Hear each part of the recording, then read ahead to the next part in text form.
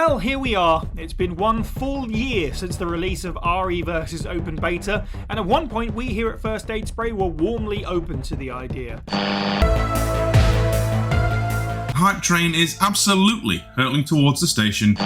Sadly, that hype train is now more dead than the Ecliptic Express. Oh no! But be it denial or unrelenting hope, we're still holding out on news for the release of Resistance's baby brother.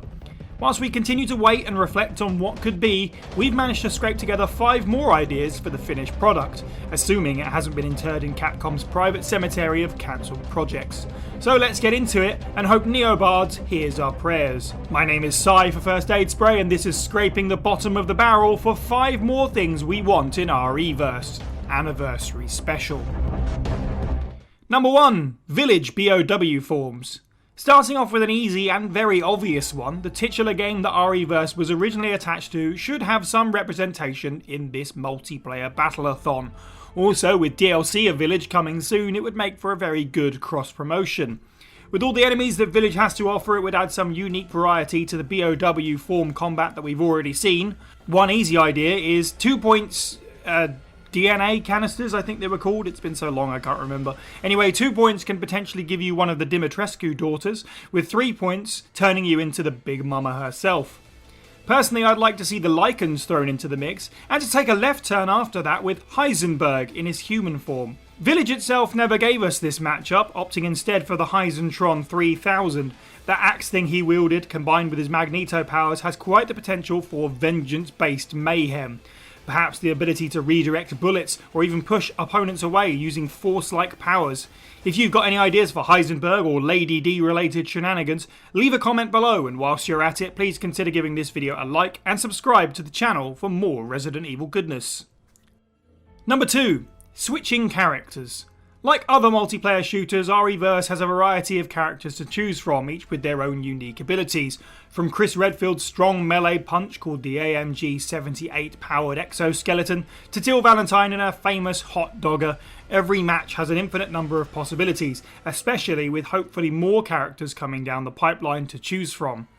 One issue from the beta would be is that once you've picked your character, you're locked into that choice for the entire match.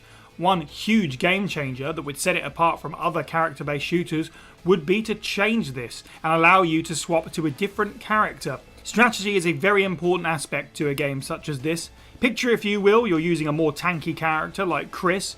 The issue is the sweaty player who keeps spawn camping you and keeps taking you out. Perhaps you think, what if I tried going stealthy with Hunk?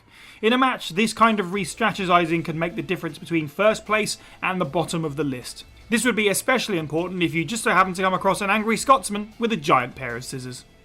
Yes, you! Woo! Number 3. Crossplay Capabilities. In the past few years, technology in gaming has reached a new era none of us ever thought possible. We can now play games with friends across different gaming platforms and, in some cases, generations. One of the biggest things that hurt Resistance's potential was not having this feature. Whilst one group of people in the First Aid Spray Discord community thrived, there were some who just couldn't get into the game due to having no one to play with. Gaming should be about everyone coming together, and having the ability to play with friends on different systems would make for a better time, for not just the audience, but for the sustainability of the game. After all, there's a reason every group of friends has played Among Us and Dead by Daylight. Cross-platform availability. RE-verse should bring all of us closer as a community, or closer to accusing each other of cheating, whichever comes first. Number 4. The Spencer Mansion. Take all of the notes here, Neobards. If there's one area in Resident Evil history we'd love to see recreated in the Reach for the Moon engine, it would be the place that started our descent into the world of survival horror, the Spencer Mansion itself. Keep in mind, Capcom, this is not an invitation to make a remake, please, we're begging you, don't do this. But to be able to experience this iconic area from a closer character perspective would be amazing. Whilst we're fairly confident that already established areas from the RE engine will be levels, such as the Village, Raccoon City Streets, and the Baker Plantation, there are so many options available from the Resident Evils of yesteryear. With any luck, we could even get something from RE4 as a tease for this much talked about remake. All this is, of course, assuming we get any new information on the game, which brings me to the final lecture of the day. Number 5. A release date. I'm sure this point was honestly about as predictable as the sunrise. We of course understand that the world has changed within the past few years, but we've been left in the dark for months and months at the time of writing. And whilst sure, in the last Resident Evil showcase they gave us a least vague blanket release date of 2022, that could be any time from tomorrow to the 31st of December at 11:59 PM. We've been patiently waiting since then, but at this point this game is all but forgotten among a lot of the fandom, with many people assuming that it's been taken behind the farmhouse to meet a sad end. We're not asking you to reveal all of your secrets, at least give some hints as to what's to come to keep interest alive, or, confirm that it is indeed still alive. As you can tell, we really want this game celebrating the 25th, 26th anniversary of the Resident Evil franchise to succeed. The fact that we pulled together 2 videos praising a beta attests to that. Whilst we are poking a little bit of fun at the unfortunate events, we're not personally attacking any developers, nor do we condone any of those actions from anyone. These fine people are working day and night to deliver us a quality, fun experience to be had with our friends. Whether the game releases today, tomorrow, or even sometime next year, we want the Neo babes at Neobards to know that we'll still be here to welcome you with open arms on launch day. Just give us enough warning to reinstall it before release, right? So, what do you think of our second RE-verse list? Is there any ideas that you would like to see in the finished game?